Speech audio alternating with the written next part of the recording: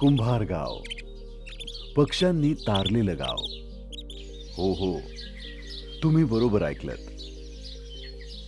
एक असं गाव ज्याच्या विकासाला कारणीभूत पक्षीच ठरलेत. कारण या गावाला रोजगार मिळाला आहे तो पक्ष्यांमुळेच. कसा? चला तर पाहूया.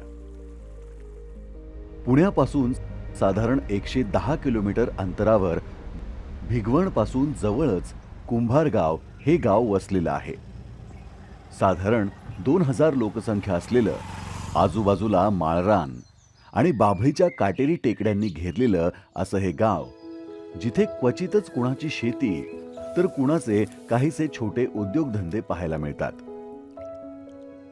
गाव तसं पाहिलं तर सधन संपन्न आहे. पक्की टुमदार घरं, गाई म्हशींचे गोठे, नीटनेटके रस्ते, प्रसन्न मंदिरं, टापटीप शाळा आणि विशेष म्हणजे कोणताही कचरा किंवा अस्वच्छता असं कुठेही दिसत नाही बरं का. याचं विशेष कौतुक वाटलं. शांत गाव आणि गावाकडची स्वच्छ हवा एक वेगळाच अनुभव देऊन जाते. हे गाव तसं बाकी गावांसारखंच होतं, पण ह्याला वेगळेपण मिळालं होतं ते एका दैवी देणगीनं असं म्हणायला हरकत नाही. या गावातील लोक तरी हेच मानतात. चला तर मग पाहूया नेमका काय प्रकार आहे हा तो. 1980 साली भीमा नदीवर उजनी हे धरण बांधण्यात आलं. सुमारे 350 चौरस किलोमीटर क्षेत्र असलेल्या या भल्या मोठ्या जलाशयाचा परदेशी पक्ष्यांनी त्या काळी शोध लावला आणि तेव्हापासून प्रत्येक हिवाळ्यात इथं परदेशी पक्ष्यांनी यायला सुरुवात केली. धरणाच्या बॅकवॉटरच्या बाजूला वसलेलं हे कुंभार गाव तसं आधी शेती आणि पारंपरिक उद्योगांनी आपला उदरनिर्वाह चालवायचं. या गावाजवळ बरेच पक्षी या बॅकवॉटरमधील माशांच्या शिकारीसाठी जमायचे.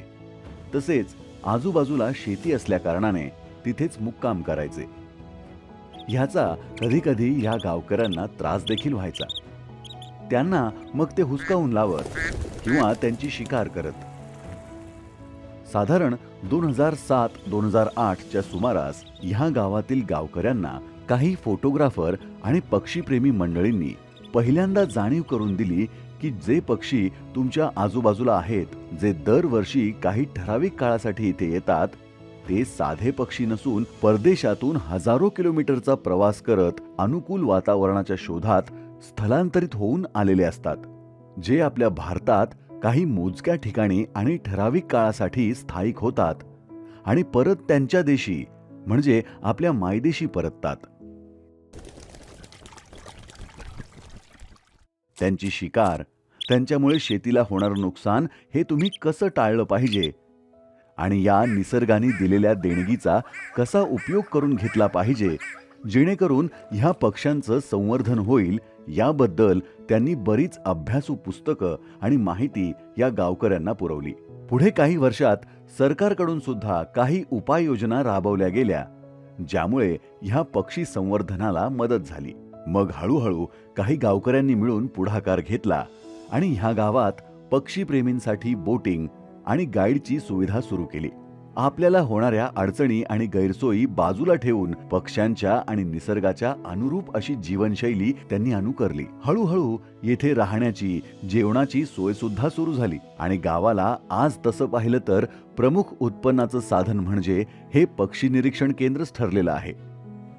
इथे असणारे वातावरण हे या परदेशी पक्ष्यांसाठी अनुकूल असून दरवर्षी लाखोंच्या संख्येने इथं महाराष्ट्रातूनच नव्हे तर देशातल्या विविध राज्यातून तसेच परदेशातूनही लोक हजेरी लावतात. हा परिसर भिगवण बर्ड सँच्युरी या नावाने प्रसिद्ध आहे. कुंभार गावातील जवळपास प्रत्येक माणूस हा पूर्णपणे ह्या पर्यटन क्षेत्रात स्वतःचा खारीचा वाटा उचलतोय. कोणी गाईड म्हणून, बोटिंग ऑपरेटर म्हणून, जंगल सफारी गाईड, तसेच MTDC मान्यताप्राप्त हॉटेल्स लॉजचे मालक, आचारी, कर्मचारी म्हणून अशा वेगवेगळ्या प्रकारच्या भूमिका ते बजावत आहेत आणि आपलं उत्पन्न मिळवत आहेत. इथे तुम्हाला महाराष्ट्राचं आदरातिथ्य अनुभवायला मिळेल. राहण्याची आणि जेवणाची व्यवस्था अत्यंत स्वस्त दरात उपलब्ध आहे. त्याचप्रमाणे ह्या गावातील तरुण युवकांना पक्ष्यांबद्दल वेगवेगळी माहिती, त्यांची शिकार करण्याची पद्धत, प्रत्येक पक्ष्याचं वैशिष्ट्य अगदी तोंडपाठ आहे बरं का. इथं शेकडो प्रकारच्या पक्ष्यांच्या प्रजाती आढळत असल्या तरी सर्वात लोकप्रिय आणि मुख्य आकर्षण बनला आहे तो फ्लेमिंगो. ह्याला मराठीत रोहित पक्षी असं देखील म्हटलं जातं. उंचापुरा, पांढरा शुभ्र, लालसर गुलाबी रंगाचे पंख, निमुळते होत गेलेले लांब लचक पाय आणि इंग्रजी एस आकाराची मान असलेला फ्लेमिंगो पक्षी त्याच्या सुंदरतेमुळे साहजिकच लक्ष वेधून घेतो. प्रामुख्याने युरोप, रशिया, मंगोलिया, आफ्रिका, चीन अशा अनेक देशातून विणीच्या हंगामात खाद्याच्या शोधात इथं दाखल होतात. काही पक्षी भारतातल्या भारतात स्थलांतर करत असतात, तर काही पक्षी दुसऱ्या देशांमधून इथं येतात आणि एप्रिलच्या आसपास मायदेशी परततात. उजनी जलाशयाचं पाणी आटून चिखलमय झालं की इथं पक्षी गर्दी करायला सुरू करतात. चिखलात मिळणारे मासे, शेवाळ, पक्ष्यांची अंडी, पिल्लं तसेच काही पक्ष्यांची शिकार करतात. फ्लेमिंगो पक्षी मासे आणि शेवाळ खातात. या खाद्यामध्ये बीटा कॅरोटीन या द्रव्याचं प्रमाण जास्त असतं आणि या द्रव्यामुळे फ्लेमिंगो पक्ष्यांच्या पंखांना लालसर गुलाबी रंग येतो. फ्लेमिंगो हा एकत्र कळपाने राहणारा पक्षी आहे. त्यामुळे हजारोंच्या संख्येने फ्लेमिंगो आपल्याला पाहायला मिळतात. दिवसापेक्षा ते रात्रीच्या वेळेस जास्त सक्रिय असतात. विशेष म्हणजे त्यांना चव आणि वासाचं ज्ञान नसतं. ह्या परिसरात 300 पेक्षा जास्त पक्ष्यांच्या प्रजाती आढळतात, ज्या अनेक वेगवेगळ्या देशातून इकडे स्थलांतरित होतात, जसं Russia, Australia, Europe, Africa, Antarctica, चीन, पाकिस्तान, अफगाणिस्तान वगैरे वगैरे. नोव्हेंबर ते मार्च एप्रिल दरम्यान येथे भेट देण्यासाठी सर्वोत्तम काळ आहे. विशेष म्हणजे हे पक्षी रात्रीच्या वेळेस नक्षत्रांच्या मदतीने इतका दूरचा प्रवास करू शकतात, हे ऐकून नवलच वाटलं. ग्रेटर फ्लेमिंगो सोबत इथे osprey, painted stork, bar headed goose, pond herons, little large egrets, ruddy shelducks, spotted bill ducks, black winged stilts, gull, tern, ibises, sand पायपर्सची विविधता हे येथील मुख्य आकर्षण आहे. Open bills, spoon bills, pheasant tailed jacanas, common coots आणि काही स्थानिक पक्षी जसं की kingfisher, grey yellow wagtails, larks, bush chats, Indian roller, black drongo, green bee eater, bulbul, hoopoe, kites, marsh harriers अशा पक्ष्यांच्या विविध प्रजाती पाहायला मिळतात. बोट ऑपरेटर हे तिथल्या पक्ष्यांशी चांगले परिचित आहेत आणि ते तुम्हाला सर्व तपशिलांसह मार्गदर्शन करतात. प्रत्येक गाईड एकमेकांसोबत सतत संपर्कात असतात, जेणेकरून वेळोवेळी ते पर्यटकांना स्थलांतरित झालेल्या पक्ष्यांच्या ठिकाणी तुम्हाला अचूक पोहोचवतात. आमच्यासोबत जे दादा गाईड म्हणून होते, त्यांच्यासोबत आम्ही जेव्हा गप्पा मारल्या तेव्हा त्यांच्याकडून बऱ्याच गोष्टी आम्हाला समजल्या. नमस्कार, मी सचिन भोई. पक्ष्यांचं प्रमाण बघितलं तर इथं जे उथळ पाणी असल्यामुळं इथं जे ॲल्गीचं प्रमाण असतं ते जास्त संख्येने असतं. त्यामुळे ते ॲल्गी खाण्यासाठी इथं परदेशातून काही पक्षी येतात.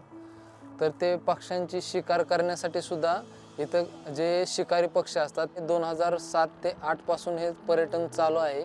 त्यामुळे इथं जे गाव आहे त्या गावातल्या पूर्णपणे कुटुंबांना ह्या पर्यटन स्थळामुळं रोजगार उपलब्ध होतो.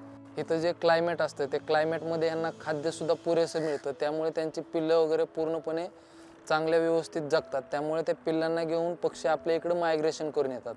ज्यावेळेस ही हिवाळा महिना पूर्णपणे संपत जातो त्यावेळेस इथं जे उघडं पडलेला जो एरिया असतो ना, तिथं गवत वगैरे उगवायला चालू होतं. तर ते गवत खाण्यासाठी काही जे डक्स असतात जे आपण बार हेडेड गुज म्हणतो, नॉर्दर्न शाव्हलर्स असतात किंवा रुडिशियल डक असतात, ग्रेलॅक गुज असतात. हे वेगवेगळ्या पद्धतीचे जे डक्स असतात ते आपल्या इकडं गवत खाण्यासाठी किंवा शेवाळा खाण्यासाठी सुद्धा मायग्रेशन करून येतात. अंड्यांची शिकार किंवा त्या पक्ष्यांची शिकार, पक्ष्यांच्या पिल्लांची सुद्धा शिकार करण्यासाठी फाल्कन म्हणून पक्षी असतात. ज्यावेळेस ते मायग्रेशन करतात त्यावेळेस ते बऱ्याचदा आपल्या व्ही शेपमध्ये उडताना दिसतात. कारण काय होतं, पहिला जो असतो तो हवा कट करतो, तो लीडरचं काम करतो. ज्यावेळेस तो थकतो त्यावेळेस तो दुसऱ्या लाईनमध्ये जातो आणि पहिल्या लाईनमधला फ्रेश लीडर पुढे येतो. त्यामुळे त्या काय होतं, वेगवेगळ्या डिस्टन्सवरती एक लीडर चेंज होतो.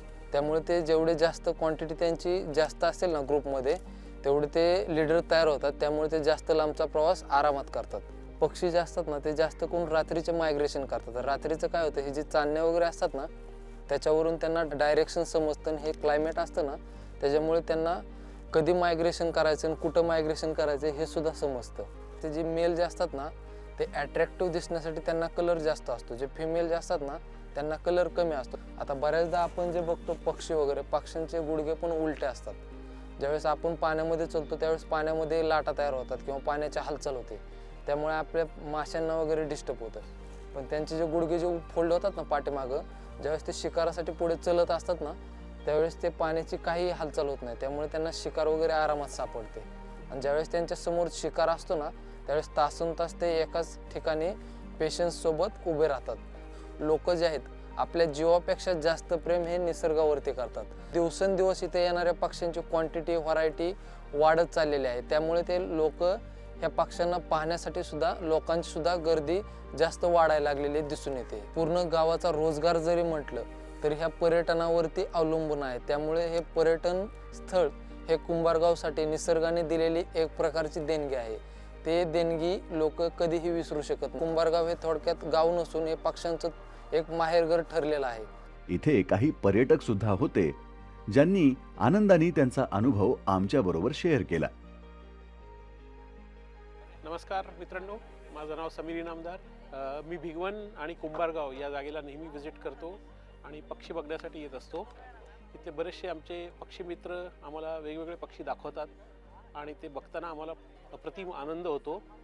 या परिसराचा जो अर्निंग सोर्स आहे तो या बोटिंगमुळे त्यांचा आहे आणि ते खरंच बऱ्याच वेळा पक्ष्यांना सेव्ह देखील करताना मी बघितलं आहे त्यांना. पर्यटक म्हणून मी जेव्हा येतो इथे राहण्याची सोय फार उत्तम आहे. इथे यावंसं वाटतं. मुलांना बरंचसं पक्ष्यांबद्दल नॉलेज गेन ते करतात आणि या पक्षी मित्रांमुळे त्यांची या निसर्गाशी ओळख होते, मैत्री होते, बरीचशी माहिती मिळते आम्हाला.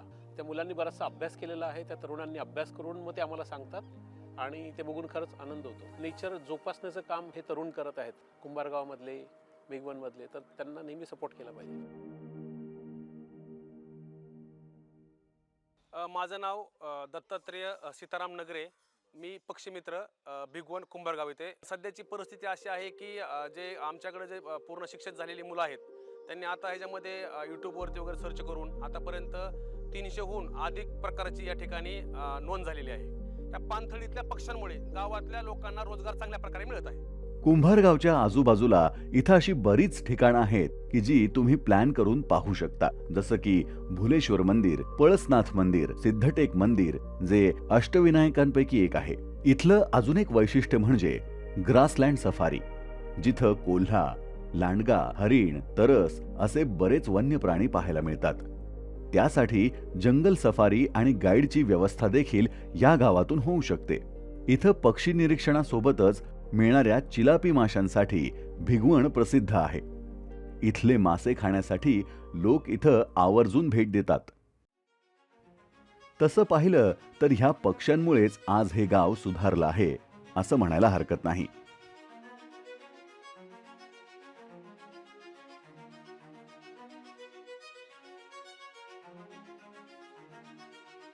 तर मंडळी, पाहुणे पक्षी येत आहेत. व्यवस्थित नियोजन करा, भरपूर फोटो काढा आणि निसर्गाचा आनंद, आस्वाद असाच घेत राहा. पण हां, पर्यावरणाला आणि प्रामुख्याने पक्ष्यांना त्रास होणार नाही ह्याची मात्र काळजी घ्या. पुन्हा भेटूया पुढच्या भागात अशाच एका आगळ्या वेगळ्या ठिकाणी.